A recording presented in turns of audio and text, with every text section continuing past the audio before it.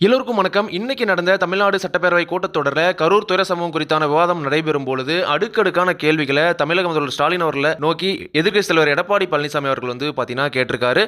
அதிமுகவுக்கு மறுக்கப்பட்ட இடத்துல எப்படி தாவேகாவிற்கு மட்டும் அனுமதி கொடுத்தீர்கள்? அதே போல விஜய் அவர்கள் பேசி கொண்டிருக்கும் போதே எப்படி மின்சாரம் துண்டிக்கப்பட்டு செருப்பு பார்த்தீங்கன்னா வீசப்பட்டிருக்கு. அதே போல ஒரே நாள் இரவுல 30 பேரின் உடல்களையும் எப்படி பிரேத பரிசோதனை செய்தீர்கள்? அவ்வளவு அவசரம் என்ன?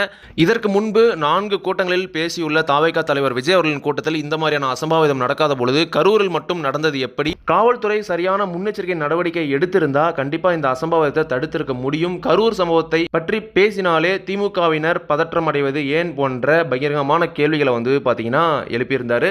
இதற்கு பதிலளித்த தமிழக முதல்வர் அவர்கள் இந்த கரூர் சம்பவத்தை பொறுத்த வரைக்கும் தமிழக அரசு சிறப்பாகவே கையாண்டது. அதிகாரிகளும் சரி, காவல்துறையும் சரி, சரியாகவே பார்த்தீங்கன்னா ஒத்துழைப்பு கொடுத்திருந்தாங்க. அதே மாதிரி விஜய் மீது செருப்பு வீசப்பட்டதற்கு என்ன காரணம் என்றால் அவருடைய கவனத்தை ஈர்ப்பதற்காக வீசப்பட்டதே தவிர எந்த ஒரு உள்நோக்கமும் கிடையாது அப்படின்றத பார்த்தீங்கன்னா பதிலாக சொல்லியிருக்காரு. இதையடுத்து அதிமுகவை தனிப்பட்ட ரீதியாகவும் சட்டமன்றத்திலேயே தாக்கியும் பேசியிருக்காரு. அதிமுக தாவேகா கூட்டணி அமைந்தால் கூட மக்கள் பாடம் புகட்டுவார்கள் அப்படின்னு சொல்லியிருக்காரு.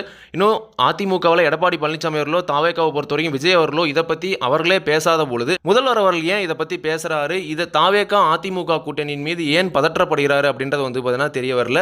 அதிமுகவிற்கு கூட்டணி இல்லாதனால பார்த்தீங்கன்னா இந்த மாதிரி கரூர் சம்பவத்தை அதிமுக திரும்ப பார்த்தீங்கன்னா பேசிட்டு இருக்காங்க அப்படின்னு சொல்லியிருக்காங்க. ஆனால் திமுகவை பொறுத்த வரைக்கும் தனிச்சு நின்று ஜெயிக்க முடியுமான்றதை பார்த்தீங்கன்னா கண்டிப்பாக சிந்திக்கணும். இன்று கூட பார்த்தீங்கன்னா திமுகவின் கூட்டணியில் இருக்கக்கூடிய சிபிஎம் மாநில தலைவர் மார்க்சிஸ்ட் கம்யூனிஸ்ட் கட்சியோட மாநில தலைவர் என்ன சொல்லியிருக்காரு அப்படின்னா, திமுக கொடுத்த வாக்குறுதிகளுக்கு ஏற்ப அவர்கள் செய்த நல்லவைகளை கேட்டு தனித்து நின்று வெற்றி பெறுவதெல்லாம் சாத்தியமே அல்லன்னு சொல்லியிருக்காரு.